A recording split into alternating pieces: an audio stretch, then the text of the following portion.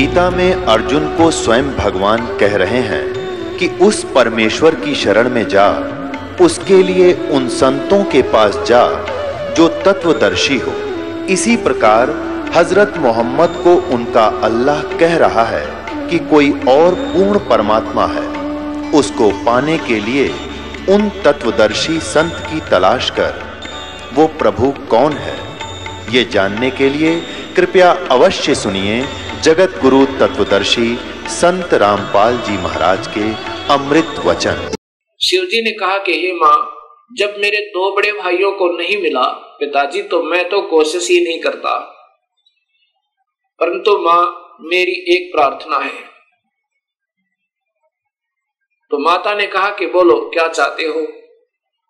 कि मुझे जन्म मरण रहित कर दे, मुझे अमर कर दे माँ, मैं तो यही मांगता हूं आपसे। तब माँ ने कहा, प्रकृति देवी दुर्गा ने कहा कि बेटा ये नहीं हो सकता, जो पैदा हुआ है इस 21 ब्रह्मांड में उसका जन्म होगा, जो जन्म हो गया उसकी मृत्यु होगी, जो पैदा हुआ उसकी मृत्यु होगी, और जो मर गया उसका पुनर्जन्म अवश्य होगा, चाहे किसी भी योनि में कर्म आधार पर वो चाहे। अमर नहीं कर सकती। पुत्र में एक विधि बता सकती हूँ जिसके कारण तेरी आयु सबसे ज्यादा हो जाएगी। भगवान शिव ने कहा कि माँ ऐसी ही कृपा कर दो। तब देवी ने कहा कि पुत्र तू ज्यादातर मेडिटेशन करया करे, और मेडिटेशन करते करते अपने श्वासों को, प्राणों को 10वें द्वार पर स्थिर कर दिया कर। श्वास कम से कम आने दिया कर और ठंडे क्षेत्र में रहा कर ताकि तेरा शरीर खराब ना होए। उसके बाद भगवान शिव ज्यादातर ध्यान समाधिस्थ रहते हैं और अपने श्वासों को रोक लेते हैं। श्वासों के आधार पर ही ये सब प्राणियों की आयु निर्धारित है। उसके बाद फिर इन तीनों से कहा कि तुम जाओ सागर मंथन करो। पहले माई ने कहा कि तुम पहले मेरे से सृष्टि रचना करो, मुझे ही पत्नी बनाकर तुम तीनों यहाँ के सृष्टि रचना करो। तब इन तीनों ने कहा, हे माँ, माता नार पुत्र की होई, हे जननी ये कहां अगत होई। तब माँ ने कहा कि बेटा मैं तुम्हारी परीक्षा ले रही थी और ये देख रही थी तुम भी अपने पिता की तरह ही ऐसे हो या तुम्हारे अंदर कोई विवेक है। ठीक है, तुम जाओ फिर सागर मंथन करो। अब दूसरी बार फिर सागर मंथन किया। जब सागर मंथन किया उसमें 3 रूप माई नहीं अपने बनाए इस दुर्गा ने। ये सिद्धि होती है, एक सिद्धि वो चोलेदार है, चोले माने शरीर। 3 रूप बनाए और 3 लड़कियों के रूप में बाहर आई। वो तीनों के तीनों ब्रह्मा विष्णु महेश तीनों लड़कियों को लेकर के माँ के पास आए। माता ने पूछा कि पहले कौन सी निकली थी? कि ये, उसका नाम सावित्री रखा, वो ब्रह्मा से ब्याह दी। दूसरी का नाम लक्ष्मी रखा, वो विष्णु से ब्याह दी। और तीसरी का नाम उमा रखा, वो शिव से शादी कर दी। और तीनों से कहा कि अपनी अपनी पत्नियों को लेकर अपने अपने लोक में जाओ और अब ये सृष्टि प्रारंभ करो। यहां से ये काल सृष्टि प्रारंभ हुई। अब इसी का प्रमाण आपको देवी भागवत महापुराण में देता हूं, तीनों की शादी का। अब देखिएगा वही देवी भागवत महापुराण गीता प्रेस गोरखपुर से प्रकाशित श्रीमद् देवी भागवत महापुराण केवल हिंदी, गीता प्रेस गोरखपुर से प्रकाशित। और इसी का वही 3रा स्कंद चल रहा है। इसमें देखिएगा यहां पर इस प्रकार मुझसे आज्ञा देकर प्रसन्न वदना भगवती जगदम्बा ने भगवान विष्णु से कहा, विष्णु मन को मुग्ध करने वाली इस महालक्ष्मी को लेकर अब तुम भी पधारो। महालक्ष्मी से ब्याह कर दिया। यह सदा तुम्हारे वक्षस्थल में विराजमान रहेगी, इसमें किंचित मात्र संदेह नहीं। और फिर बताया कि तुम सतोगुण हो, तुम एक महान पुरुष हो, तुम्हारे पास सतोगुण की प्रधानता रहनी चाहिए, तुम अर्थात तुम सतोगुण हो। अब फिर आगे देखिए, ब्रह्मा जी कहते हैं, देवी ने कहा, शंकर मन को मुग्ध करने वाली महाकाली गौरी नाम से विख्यात ये उमा है, तुम इसे पत्नी रूप से स्वीकार करो। तीनों का ब्याह कर दिया। कैलाश की रचना करके वहीं रहो। एक यहाँ नकली कैलाश और बना रखा है इस शिवलोक में। तुम्हारी लीला में तमोगुण की प्रधानता रहेगी, सतोगुण रजगुण गौण रहेंगे, ये गुप्त रहेंगे, वास्तव में तुम तमोगुण है। अच्छा, फिर आगे देखना, यहां फिर कहा ब्रह्मा जी बोले, कहते हैं कि इस प्रकार कहकर भगवती जगदम्बिका ने हमें विदा कर दिया। उन्होंने शुद्ध आचार वाली शक्तियों में से भगवान विष्णु के लिए महालक्ष्मी को, शंकर के लिए महाकाली को, मेरे लिए महासरस्वती अर्थात सावित्री को पत्नी बनाने की आज्ञा दे दी। अब तीनों का ब्याह कर दिया।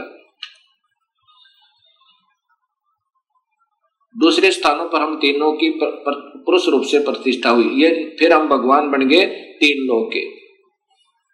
अब ये ऐसे काल सृष्टि प्रारंभ हुई। अब इसी का प्रमाण आपको गीता जी में देता हूं। अब देखिएगा, श्रीमद् भगवत गीता, गीता प्रेस गोरखपुर से प्रकाशित, गीता प्रेस गोरखपुर से प्रकाशित, और इनके टीकाकार हैं श्री जय दयाल गोविंद का, श्री जय दयाल गोविंद का। और ये सबसे पहले अध्याय नंबर 14 का प्रथम श्लोक सुनिए इन्हीं की भाषा में। वैसे तो इन महापुरुषों को विशेष ज्ञान नहीं था, कोशिश की इन्होंने सरलार्थ करने की ढंग से, परंतु सूक्ष्म वेद का ज्ञान न होने से अधूरा पुधूरा ही किया। फिर भी जहां तक इनकी बुद्धि काम की, उन्हीं के आधार पर बताता हूं कि ज्ञानों में भी अति उस उत्तम परम ज्ञान को फिर कहूंगा जिसको जानकर सब मुनिजन संसार से परम तरग मुक्त होकर परम सिद्धि को प्राप्त हो गए। कि अब ये ज्ञान समझ में आ गया ना कि काल कौन है। अब ये ब्रह्म भगवान स्वयं ही कह रहा है कि अब वो उत्तम ज्ञान तुझे फिर बताऊं अर्जुन, जिसको समझ गए और फिर मेरे जालते सब निकलने की चेष्टा कर जाते हैं, करते हैं, वो निकल जाते हैं। अध्याय नंबर 14 गीता जी के अथ चतुर्दशोध्याय। अब इसका अर्थ है कि ज्ञानों में अति उत्तम ज्ञान, ज्ञानों में भी अति उत्तम उस परम ज्ञान को मैं फिर कहूंगा जिसको जानकर सब मुनिजन इस संसार से मुक्त होकर परम सिद्धि को प्राप्त हो गए। ये प्रथम श्लोक 14वें अध्याय का। अब द्वितीय श्लोक देखो।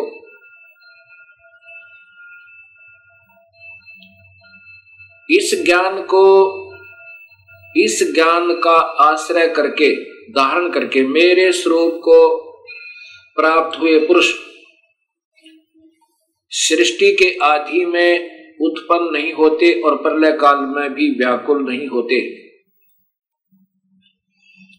अब इसकी मूल संस्कार देखिए दूसरे श्लोक की। ये इन टीकाकारों ने स्वयं ज्ञान न होने से उलझ पुलझ कर देते हैं।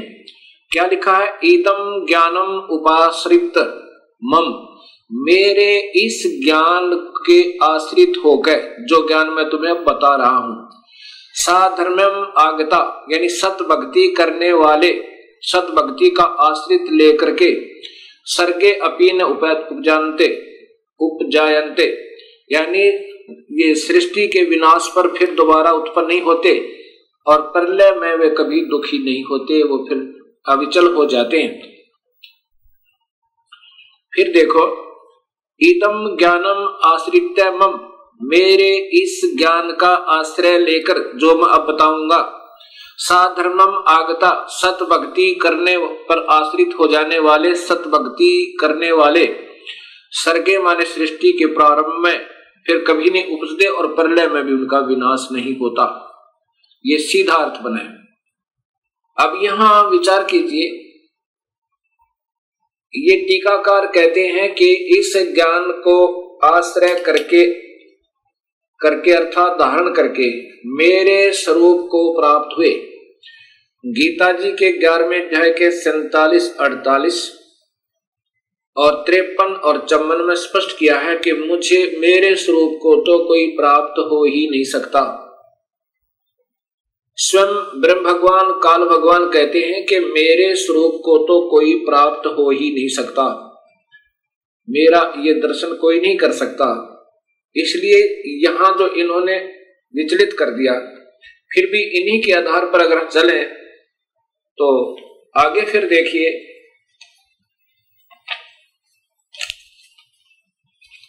ये 14वें अध्याय का 3, 4 और 5वां श्लोक स्पष्ट करता है ब्रह्मा विष्णु महेश की उत्पत्ति और काल और प्रकृति से सृष्टि की उत्पत्ति। ये 3 श्लोक है। मम योनि महत ब्रह्म तस्मिन् गर्भम ददामि अहम संभव सर्वभूतानां ततः भवति भारत। ये देखो, हे अर्जुन, मेरी महत प्रकृति तो भूत सर्वभूतों यानी प्राणियों की योनि अर्थात गर्भास्थान है। मैं उस योनि में चेतन समुदाय गर्भ को स्थापन करता हूं। ततः उसके संयोग से, जड़ चेतन जी आप लिख रहे हैं, उसके संयोग से सब प्राणियों की उत्पत्ति होती है। भूतानां मन प्राणियों की। अब 4था श्लोक देखो, हे अर्जुन, नाना प्रकार की सब योनियों में जितने मूर्तियां अर्थात शरीरधारी प्राणी उत्पन्न होते हैं, ये प्रकृति, ये देखो ध्यान से, प्रकृति जो प्रकृति मैंने शब्द वहां बताया था आपको देवी भागवत महापुराण और शिव महापुराण में, ये वो प्रकृति दुर्गा है। दुर्गा तो उन सब की गर्भ धारण करने वाली माता है और मैं बीज स्थापन करने वाला पिता हूं।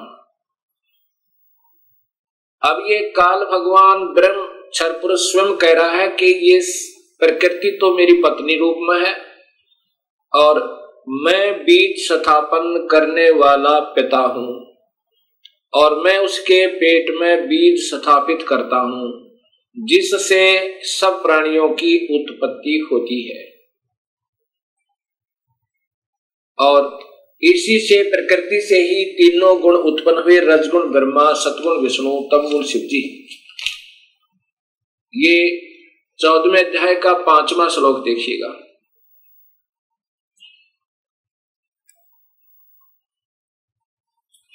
हे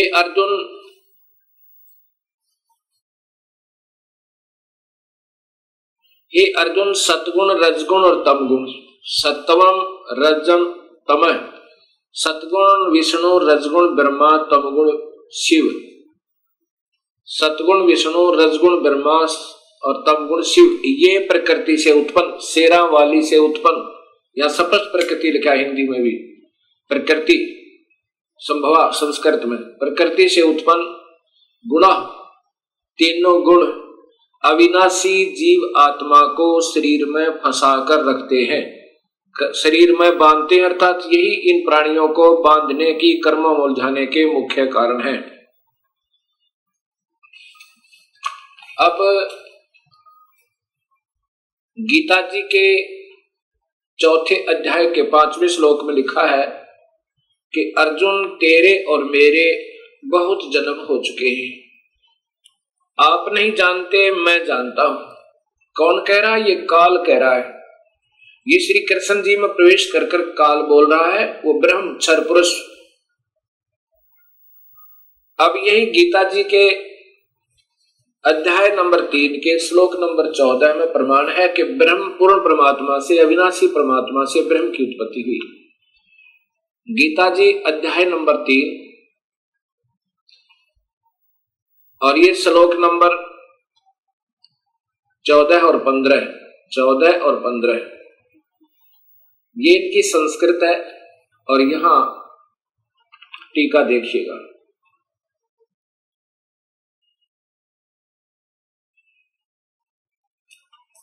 यहां से प्रारंभ होता है।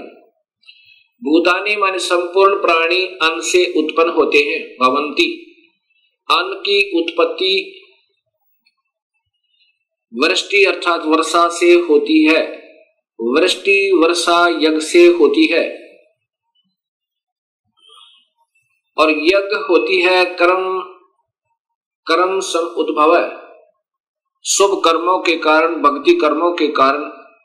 यज्ञ भक्ति शुभ कर्मों के कारण होती है। कर्म, ये देखो स्पष्ट क्या, कर्म, कर्म को तू ब्रह्म हो, ब्रह्म माने काल, भगवान ब्रह्म से उत्पन्न जान। इन्होंने वेद लिख दिया क्योंकि यहां काल लोक में फंसे तो हमें यह कर्म लगे। ब्रह्म और ब्रह्म यानी ब्रह्म, या ब्रह्म ही लिखना था, इन्होंने वेद लिख दिया। ब्रह्म यानी क्षर पुरुष को अक्षरम उद्भवम अविनाशी परमात्मा से उत्पन्न जान। इससे सिद्ध होता है कि वह सर्वगतम ब्रह्म, देखो यह ब्रह्म माने परमात्मा लिखा इन्होंने, तो वहां भी भगवान ही लिखना था, ब्रह्म लिखना था। सर्वगतम ब्रह्म, सर्वव्यापक परमात्मा, सर्वव्यापी वासुदेव। ये सर्वगतम ब्रह्म का अर्थ होता है सर्वव्यापक वासुदेव। वासुदेव परमात्मा से ही सदा ही यज्ञ प्रतिष्ठित है, वो वासुदेव, पूर्ण परमात्मा ही वासुदेव है। ये अपने भी थोड़े थोड़े मंडलों में भी वासुदेव है। गीता जी के अध्याय नंबर 3 के श्लोक नंबर 14-15 से दो बातें सिद्ध हुई। एक तो ये हुई कि काल की उत्पत्ति भी पूर्ण परमात्मा से हुई, ब्रह्म की उत्पत्ति क्षर पुरुष की। और दूसरी ये हुई कि वो सर्वगतम ब्रह्म, सर्वगतम का अर्थ होता है वासुदेव, सर्वव्यापक परमात्मा, सदा ही यज्ञों में प्रतिष्ठित है, अर्थात उसी के निमित्त सभी शुभ कर्म किए जाने चाहिए। उन्हीं को हर धार्मिक कर्म में आगे रखना चाहिए, उसी पूर्ण परमात्मा की ही पूजा करनी चाहिए जिससे हमारे धार्मिक कर्म सफल हों। जैसे यदि वृक्ष की जड़ में पानी डालेंगे तो वो पौधा स्वस्थ होगा और बढ़ेगा, प्रफुल्लित होगा, अन्यथा नहीं होगा। अब ब्रह्म पूर्ण परमात्मा से उत्पन्न हुआ, इसका अन्य उदाहरण वेद देगा। अब वेदों में बताते हैं आपको सृष्टि रचना। अब पूर्ण परमात्मा से ब्रह्म अर्थात क्षर पुरुष की उत्पत्ति। अब अथर्ववेद कांड नंबर 4 अनुवाक नंबर 1 में आपको दृष्टिगोचर होगी, अभी दिखाते हैं।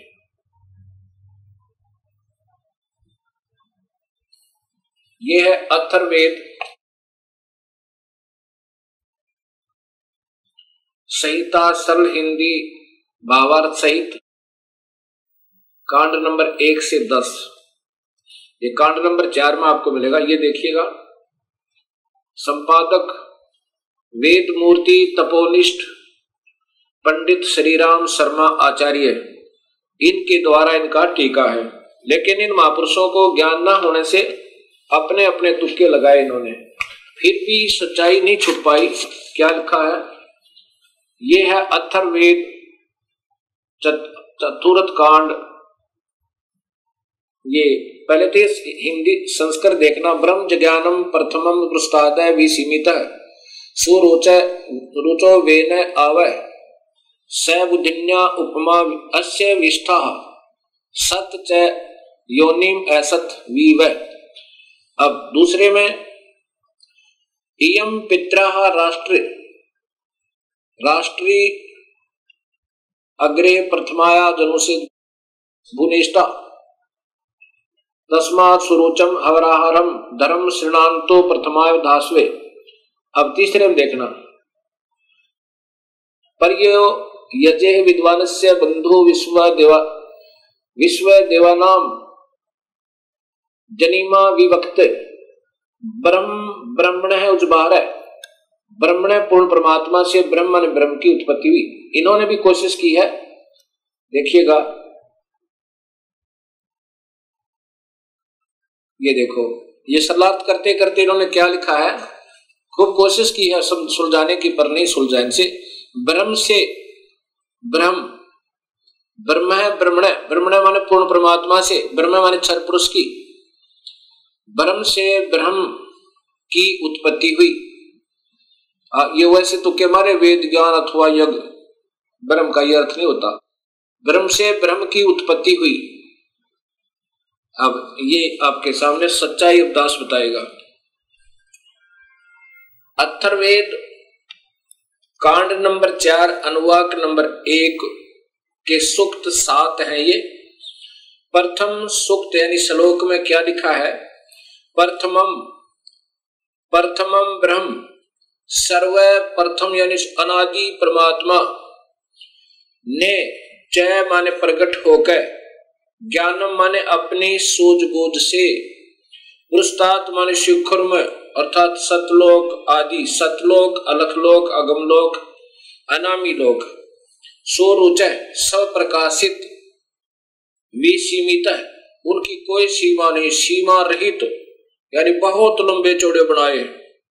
वे ने माने जुलाहे ने, वे माने बुनना, वे ने माने जुलाहा, उस बुनने वाले परमेश्वर ने जुलाहे ने ताने की तरह कपड़े की तरह बुनकर आव माने सुरक्षित किया।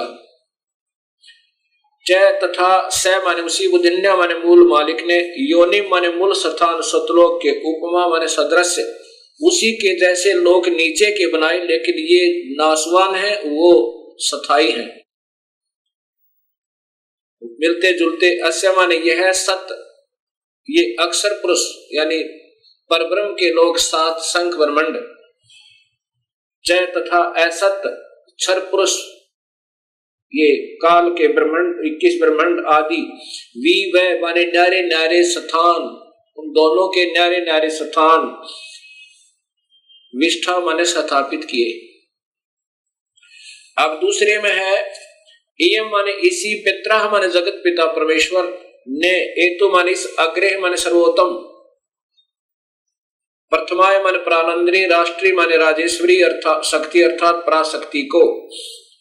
उस परमेश्वर ने, कबीर परमात्मा ने सबसे पहले, इसी जगत पिता ने अर्थात ये सबका मालिक है,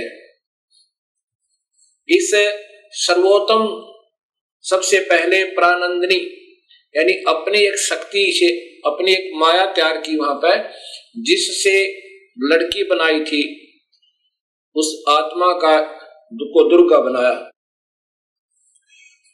वो जनु से माने उत्पन्न करके भुवनेष्ठा माने लोकों की स्थापना की, उसी माया से। गरीबदास जी कहते प्राणंदनी एक शक्ति है जाकर सृष्टि आधार।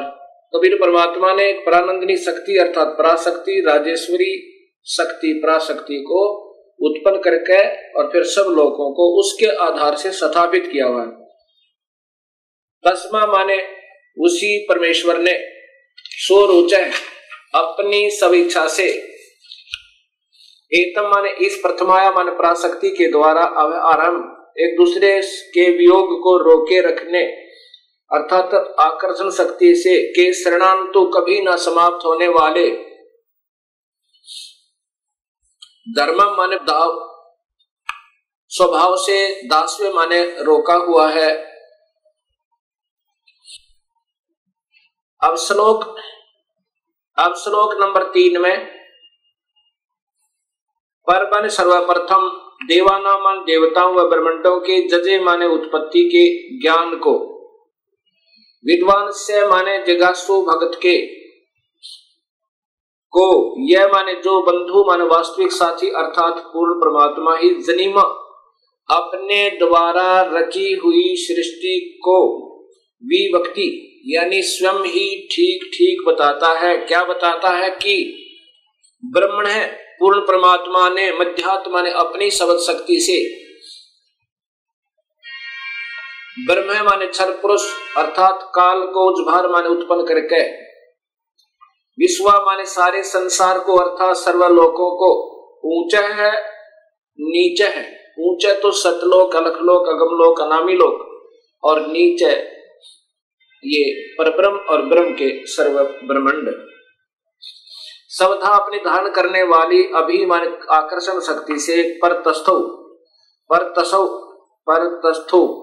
यानी दोनों को अच्छी प्रकार स्थापित किया है। अब चौथे श्लोक में लिखा है कि स माने उसी सर्वशक्तिमान परमात्मा ने ही माने निसंदेह दिव्य माने ऊपर के चारों लोक, सतलोक, अलखलोक, अगमलोक, अनामी लोक अर्थात अकय लोक आदि ये लोग तो दिव्य गुणों युक्त लोकों को रत सथा माने बिल्कुल अविनाशी तौर पर अजर अमर रूप में से स्थिर किए करके सह माने उन्हीं के सम्मान पृथ्व्या माने ये पृथ्वी वाले लोग, परब्रह्म और ब्रह्म के ये सभी लोग पृथ्वी लोग कहलाते हैं। ये नासवान हैं और ऊपर के अविनाशी हैं। इनको न्यारे न्यारे बना करके स्थापित किया। अब 5वें श्लोक में है कि स माने उसी बुद्धिन्यात मूल मालिक से अभि अग्रम सर्वप्रथम स्थान पर आश्रय माने ये माया अष्टंगी दुर्गा प्रकृति उत्पन्न प्रकृति देवी जनु से माने उत्पन्न हुई, उसी परमात्मा से इस प्रकृति देवी की उत्पत्ति हुई। कबीर परमात्मा ने यानी पूर्ण ब्रह्म ने उस जो सबसे पहले स्वीकृति दी थी जिस आत्मा ने इस काल के साथ आने की, उसको एक लड़की बनाया था, दुर्गा बनाया था, अध्या माया बनाया था, प्रकृति देवी। तो यहाँ बता रहे हैं कि स माने उसी बुद्धिनाथ मूल मालिक से अभी अग्रम माने सर्वप्रथम स्थान पर आश्रय माने अष्टंगी दुर्गा प्रकृति देवी जनु से माने उत्पन्न हुई। तस्य माने यही सम्राट माने राजाधिराज, बृहस्पति माने जगत गुरु, देवता परमेश्वर, यत माने जिससे, अह माने सबका वियोग हुआ है, ये वही परमात्मा है हम जिससे बिछुड़कर आए हुए हैं।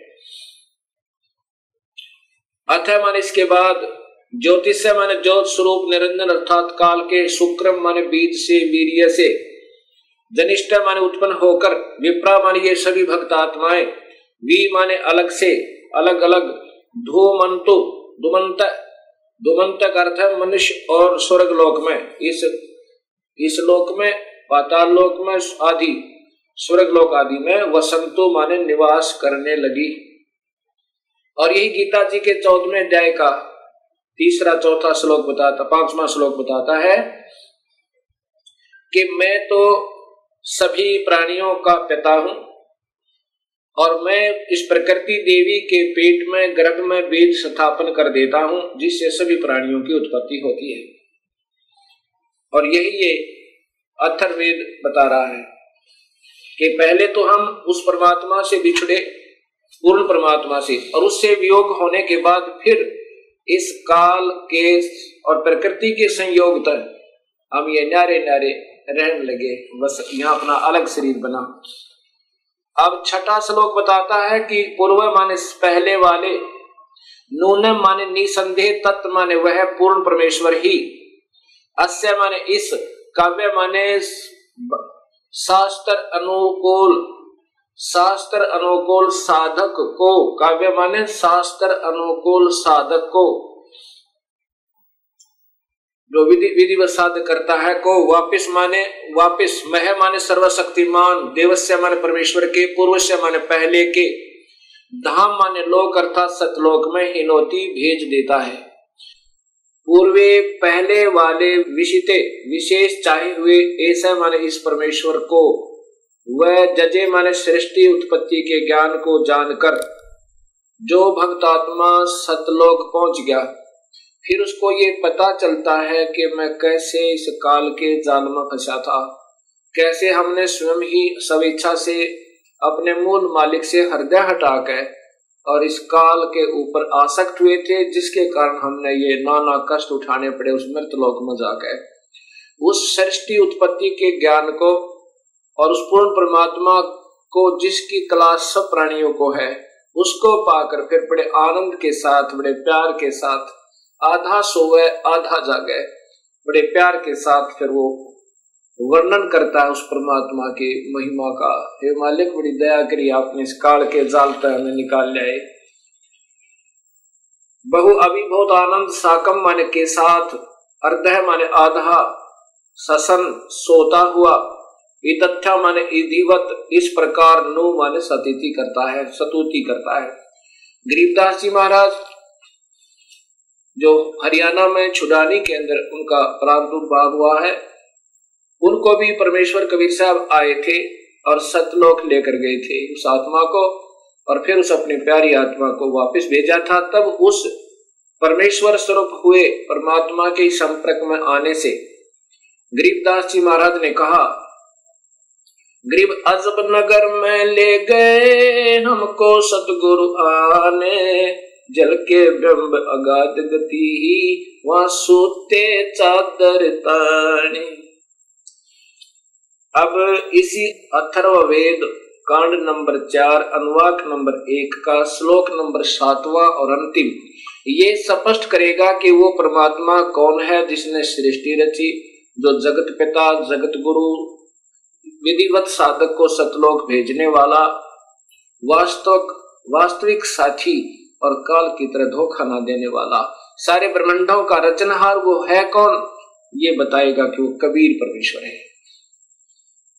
यह माने जो अथर्वाणम माने अचल अविनाशी, जो कुल वास्तव में अविनाशी, परम पितरम माने जगत पिता, देव बंधु, भक्त का, आत्मा का वास्तविक साथी अर्थात आत्मा का आधार, बृहस्पति जगत गुरु, चय तथा नमशा माने विनम्र पुजारी अर्थात विधिवत साधक को, अब माने सुरक्षा के साथ, सतलोक गच्छात माने सतलोक ले जाने वाला, विश्वेशाम सर्व ब्रह्मांडों को जनिता माने रचने वाला, न दबायते काल की तरह धोखा न देने वाला, स्वभावान स्वभाव अर्थात गुणों वाला, यथा माने ज्यों का त्यों, स माने वही, तो माने आप, कबीर देव वो कबीर परमेश्वर है।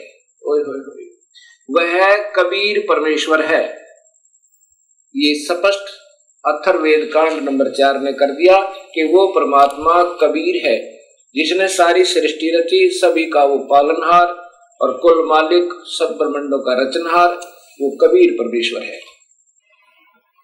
अब वेदों में पुनर्देखिएगा, ये अथर्ववेद अक्षेम करण दास त्रिवेदी के द्वारा भाषा भाष्य है, और ये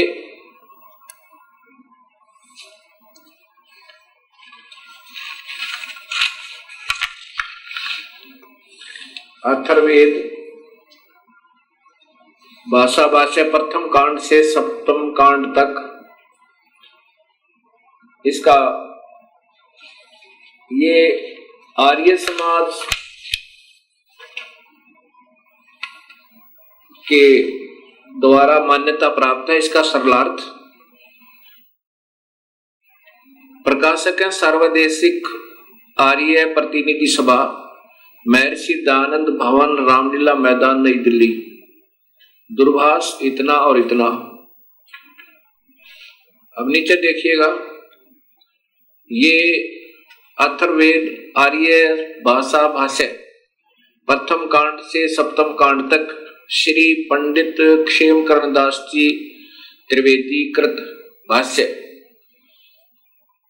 अब इन्होंने सच्चाई को छुपाते छुपाते भी नहीं छुपा पाए, क्योंकि इनको स्वयं ज्ञान नहीं। ये देखिएगा,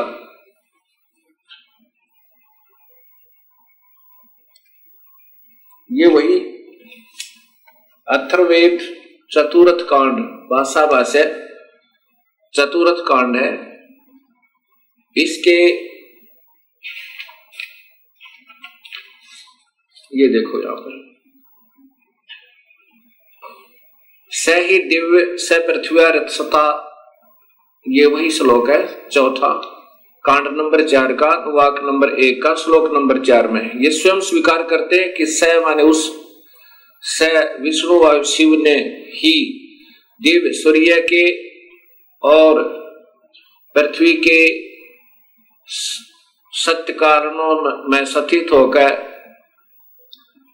विशाल सूर्य और पृथ्वी के अक्षेप के साथ ये देखना ठहराया।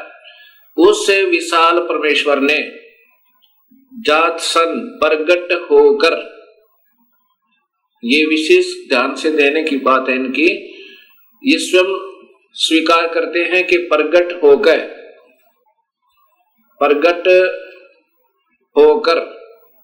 अर्थात आकार में आकर दोनों विशालों अर्थात सूर्य रूप सदम घर पृथ्वी वाले लोक को अलग अलग ठहराया, स्थिर किया। अब देखिएगा भक्तात्माओं,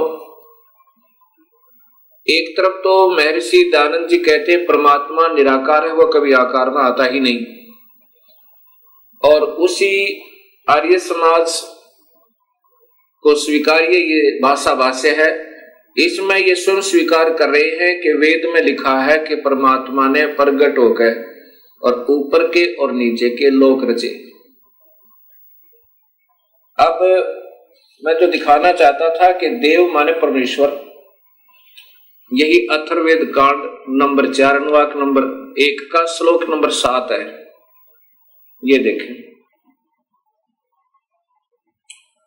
ये लिखा है, ये अथर्वाणम पित्रम देवबंधु बृहस्पतिम नमसा आवच गच्छात त्वम विश्वेशाम जनिता यथा स कबीर देव। ये है कबीर देव, कबीर परमेश्वर, न दभायत स्वादावान।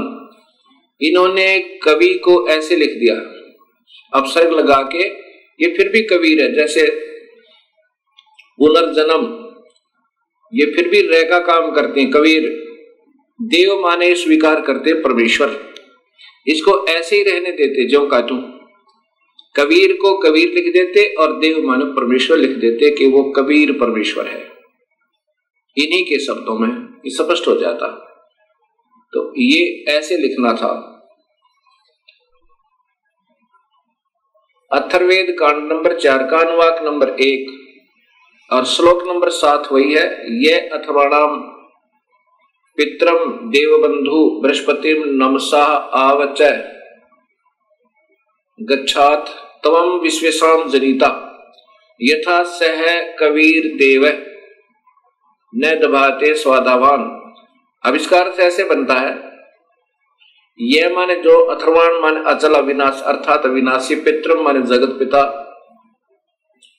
देवबंधु भक्तों का वास्तविक साथी अर्थात आत्मा का आधार बृहस्पति जगत गुरु, जय तथा नमसा विनम्र पुजारी अर्थात विधिवत साधक को अब हमारे सुरक्षा के साथ गच्छात सतलोक ले जाने वाला, विश्वेशाम सर्व ब्रह्मांडों को जनीता माने रचने वाला, न दबायत काल की तरह धोखा न देने वाले, स्वाधावान मन स्वभाव अर्थात गुणों वाला, यथा जौकात्यों अर्थात वैसा ही, स माने वह, त्वम माने आप, कबीर देव। इसको ऐसे भी लिख सकते हैं और ऐसे भी लिख सकते हैं। ये कबीर देव, इसको ऐसे रह कर नीचे अपसर्ग लगा के भी लिख सकते हैं, कबीर देव है, वो कबीर परमेश्वर है। यजुर्वेद,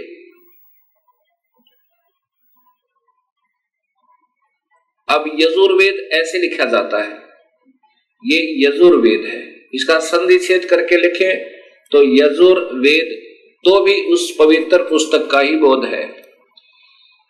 यदि हम इसको ऐसे लिखेंगे तो भी ये पुस्तक पवित्र पुस्तक का ज्ञान कराएगी, ऐसे लिख देंगे तो भी ये पवित्र पुस्तक है।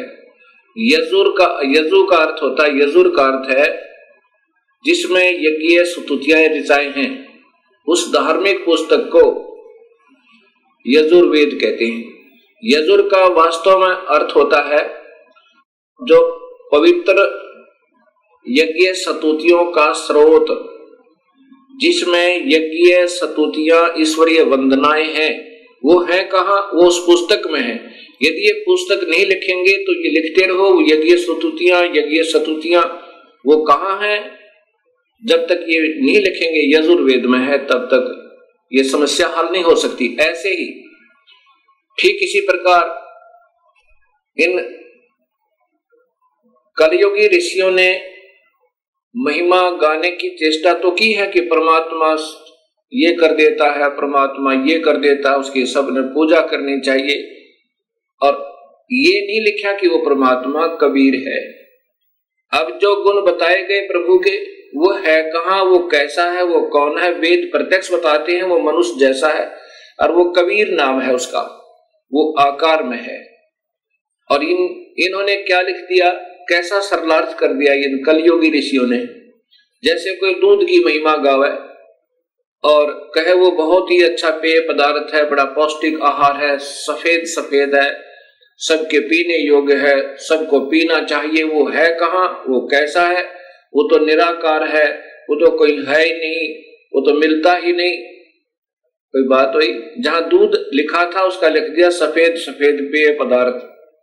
अब दूध को दूध ही लिख देना था, जिससे वो दूध दूध कह के कहीं ढूंढ ले गए। ऐसे ही वेदों के सरलार्थकर्ताओं ने कबीर को सर्वोच्च और कुछ बना दिया, वहां कबीर ही लिख देना था ताकि वो ढूंढ ले वो परमात्मा कबीर है।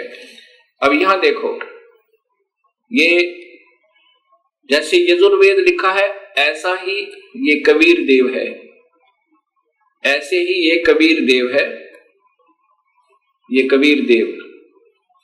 ठीक इसी प्रकार चारण वेदों में लिखा है कि वह कबीर देव कबीर साहेब है, जो सर्वशक्तिमान जगत पिता सर्वश्रेष्ठी रचनहार कुल मालिक तथा पाप कर्म काटने वाला वह काल की कारागार से छुड़ाने वाला अर्थात बंदी छोड़ है। इसको कबीर देव लिखें तो भी कबीर परमेश्वर का ही बोध है, इसको ऐसे लिखेंगे तो भी इस परमेश्वर का ही बोध है। कवि या कबीर का अर्थ शब्द कोश में ब्रह्मा सूर्य आदि लिखा है, तो ब्रह्मा का अर्थ है सृष्टि रचनहार। त्रिलोकीय ब्रह्मा तो केवल रजोगुण प्रभावित करके जीव से ही अन्य प्राणियों की उत्पत्ति करवाता है, इसलिए ब्रह्मा की उपाधि प्राप्त है। अब यही सृष्टि रचना कबीर साहब के कबीर सागर से उनकी वाणी में लिखा है, धर्मदास ये जग बोराना कोई न जाने पद निर्वाणा, यही कारण मैं कथा पसारा जग से कहिए एक राम नियारा। अपने प्रिय हंस श्री धर्मदास जी से कबीर परमेश्वर कह रहे हैं कि पुत्र, अब मैं तुझे जो यह कथा सुनाई है मैंने, ये इसलिए सुनाई है कि वो परमात्मा भिन्न है और सभी शास्त्र प्रमाण देते हैं वो मैं ही हूं, और यही कथा तुम सबको सुनाना और सब भोली आत्माओं के भ्रम का विनाश करना, उनके संशय को मिटा देना कि परमात्मा आकार में है और वो कबीर है। धर्मदास ये जग बोराना कोई न जाने पद निर्वाणा, यही कारण मैं कथा पसारा जग से कहिए वो राम नियारा। यही ज्ञान जग जीव सुनावो, सब जीवों का भरम नसावो, अब मैं तुमसे कहूं चिताई इन त्रिदेवन की उत्पत्ति भाई। ये कबीर परमात्मा 600 साल पहले बता रहे हैं, और जो आज सभी शास्त्रों में जो का तो प्रमाण मिला कि इन तीनों देवताओं की उत्पत्ति कैसे हुई।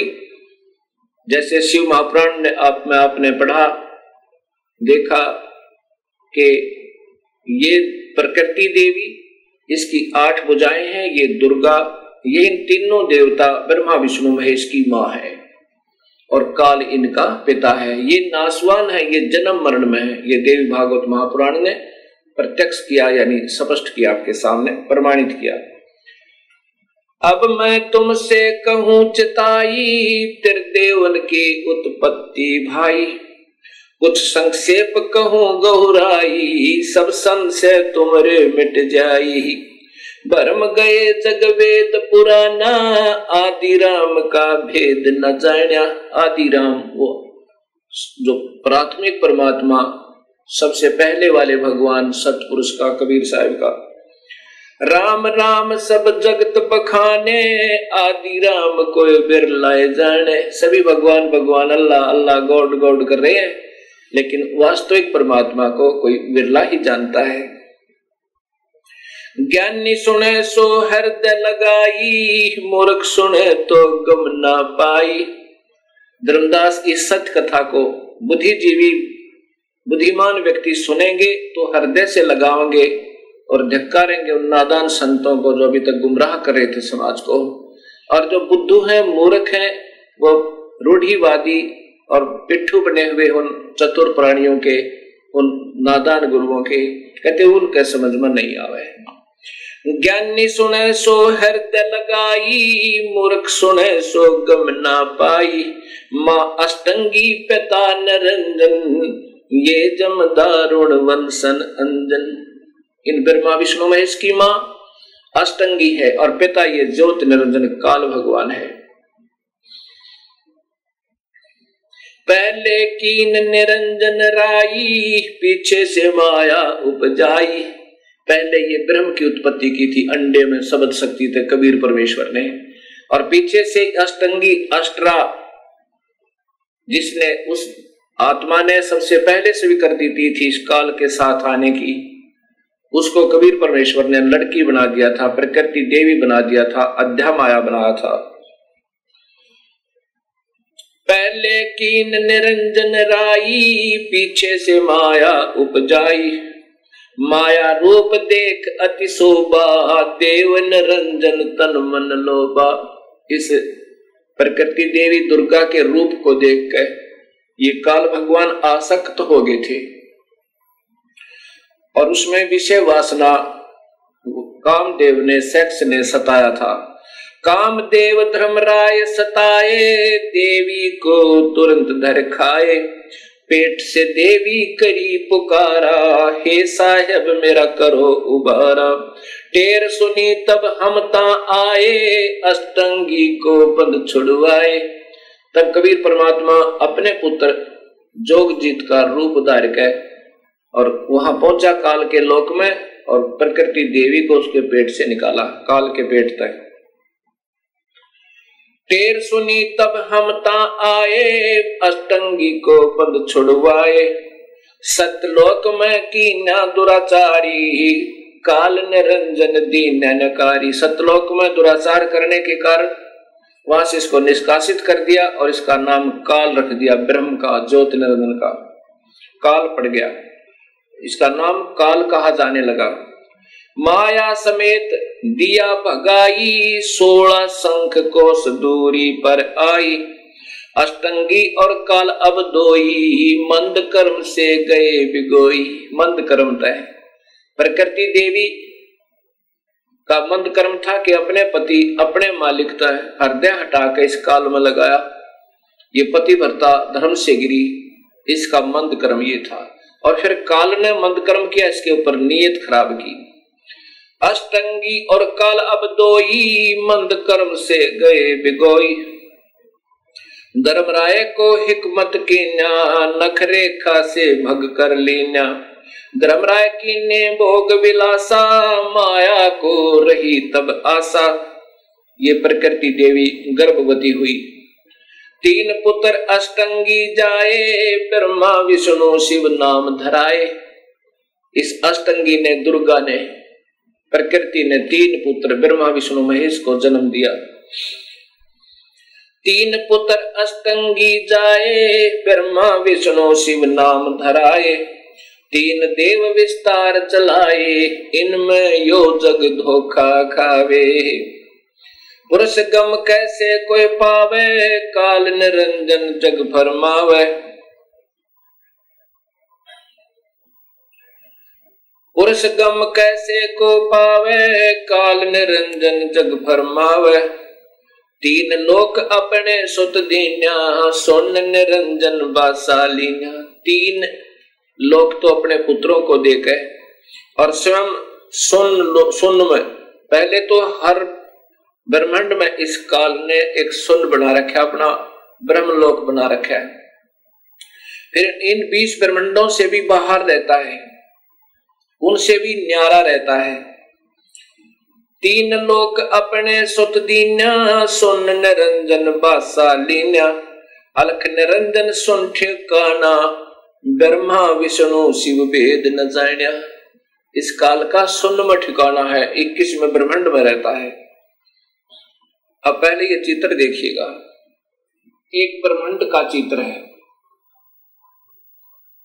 इसमें ये 7 लोक नीचे के हैं, ये पाताल लोक है, ये अतल वतल वितल आदि, ये पृथ्वी लोक है, और ये इंद्र का लोक है, ये स्वर्ग और नरक साथ साथ है, ये धर्मराय का लोक है, और ये फिर शिव का लोक है जो त्रिलोकीय शिव है, एक ब्रह्मांड का एक विभाग का मंत्री, और ये ब्रह्मा जी का लोक है, ये विष्णु जी का लोक है, और ये स्वयं काल यहाँ रहता है जहां इन सबको चक्कर देकर रखा है। और ये एक ब्रह्मांड में इसके 3 स्थान है और 3 ही रूप बनाकर महाब्रह्मा महाविष्णु महाशिव रूप में रहता है। और यहाँ पर ये मानसरोवर है। यहाँ इसी हर ब्रह्मांड में कबीर परमात्मा भी ऐसे रहते हैं जैसे हर देश में जो राजदूत भवन होते हैं वहां पर उस देश के नुमाइंदे रहा करते हैं। ये स्वयं कबीर परमात्मा अपना अन्य रूप बनाकर यहाँ विद्यमान रहते हैं इन सबको नियंत्रित रखने के लिए। अब इसके बाद आप देखिएगा ये 21 ब्रह्मांड का चित्र। ये एक ब्रह्मांड है, ये एक ब्रह्मांड है। इस एक ब्रह्मांड अंड और ब्रह्मांड और पिंड इसी के नाम है, इसी के आधार पर शरीर की रचना है। ये एक ब्रह्मांड है जिसमें ये ब्रह्मा विष्णु महेश केवल विभागीय मंत्री हैं। अब देखिएगा 21 ब्रह्मांड का चित्र। ये काल के 21 ब्रह्मांड की सीमा है ये सारी। और ये काल ने 4 महाब्रह्मांड बनाए हैं ब्रह्म ने, और इसमें एक महाब्रह्मांड में 5 ब्रह्मांडों का ग्रुप बनाया हुआ है। इस एक ब्रह्मांड में ब्रह्मा विष्णु महेश प्रभु हैं, विभागीय मंत्री हैं। ऐसे ऐसे ये 20 ब्रह्मांड हैं, और ये काल इनको ऐसे गोलाकार बंद करके ये एलिप्टिकल स्पेस साइज में शेप में इनसे बाहर रहता है, इनसे बाहर यहां रहता है। ये है सतलोक जाने का रास्ता। और काल का निज लोक ये एक महाब्रह्मांड को इसने अपना राजधानी बनाई हुई है। काल का निज लोक ये तपतशिला, यहां भूनकर 1 लाख जीवों के शरीरों को सूक्ष्म शरीरों में से माल निकाल कर, और जीव मरते नहीं, उनको फिर अपने कर्माधार पर भेज देता है। यहाँ 12 अचिंत भक्तों का निवास स्थान है। ये पुण्यात्मा जो सारे जीवन में बहुत अच्छी साधना करते हैं उनको यहाँ रख देता है, और फिर इन्हीं को गुरु बना करके इन भोली आत्माओं को गुमराह करने के लिए यहाँ से भेज देता है, और इनके कर्म बिगड़वा देता है गलत साधना करके और करवा के, और फिर इनको नरक में ठोक देता, फिर अन्य आत्माओं को यहाँ भेज देता है। अब यहाँ देखिए, इसी काल ने धोखा देने के लिए नकली सतलोक, नकली अलखलोक, नकली अगमलोक और नकली अनामी लोक की रचना करवाई हुई है। ये देखो, अब ये आपके ये फिर देखो पूरा का पूरा।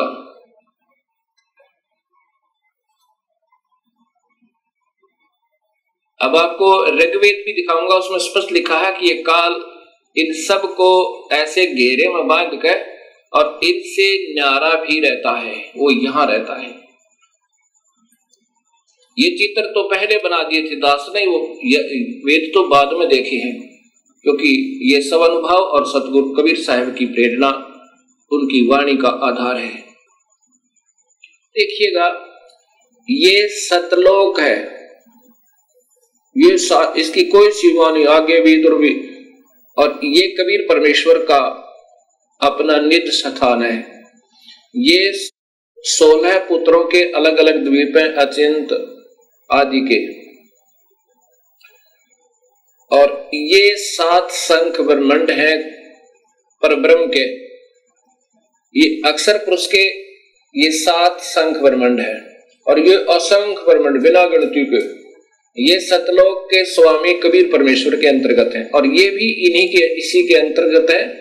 इनको अलग दे रखा, फिर भी कंट्रोल इन्हीं का है।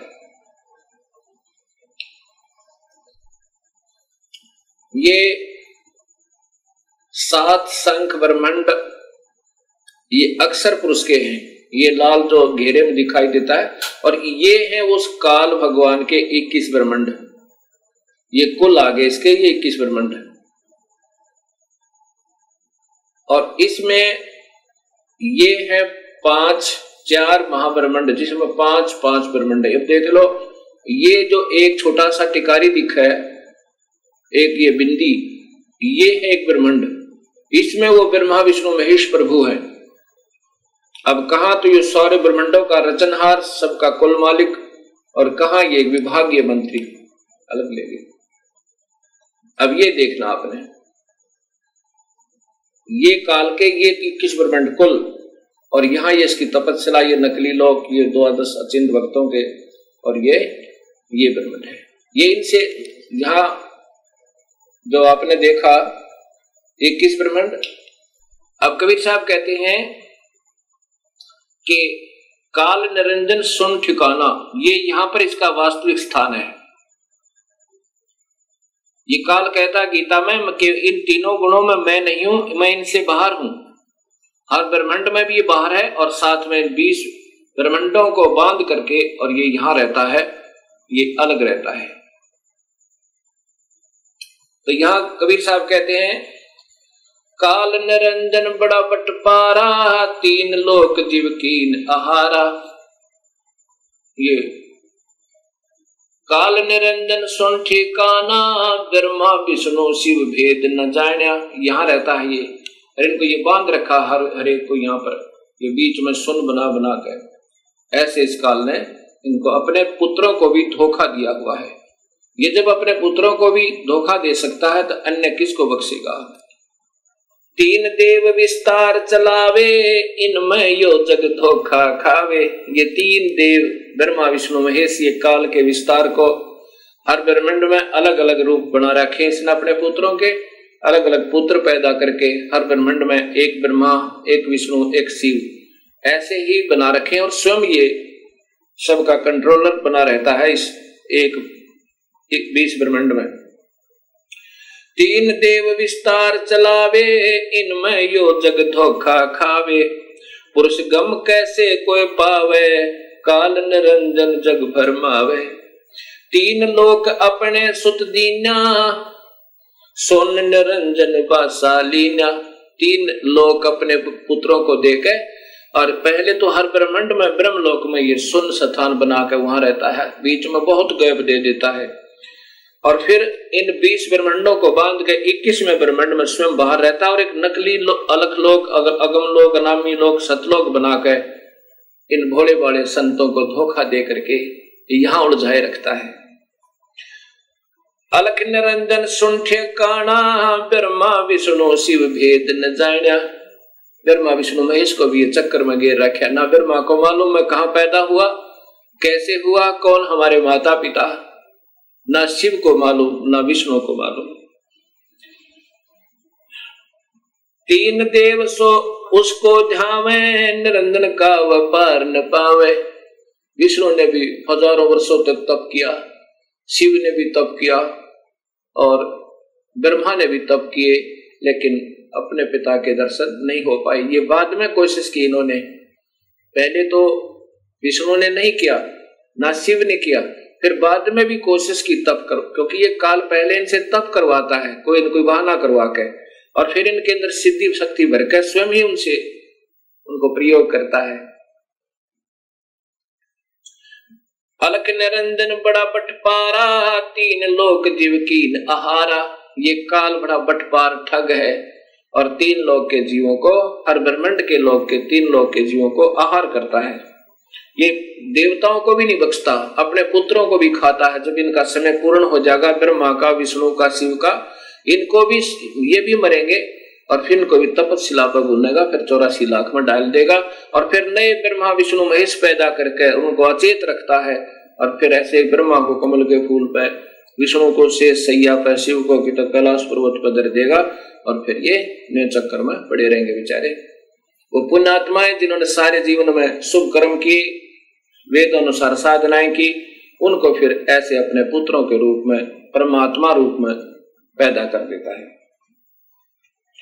ब्रह्मा विष्णु शिव नहीं बचाए, सकल खाए पुन धूर उड़ाए। तिनके सुत है तीनों देवा, ये अंधे जीव करते हैं सेवा। उस काल के ये 3 बेटे हैं और इन तीनों देवता ब्रह्मा विष्णु महेश, रजगुण ब्रह्मा, सदगुण विष्णु, तमगुण शिव की ही पूजा में ये भोड़ी आत्मा धोखा खा रही है। किसके पुत्र सुत है तीनों देवा, काल के बेटे हैं तीनों देवा ब्रह्मा विष्णु महेश। अंधे जीव करते हैं सेवा, ये अंधे बेचारे जिन्हें कुछ भी नहीं ज्ञान, बड़ी आत्माओं ने ऐसे उनको गुरु मिल गए, उनसे भी अंधे, इसलिए इनकी पूजा में लगे हुए हैं।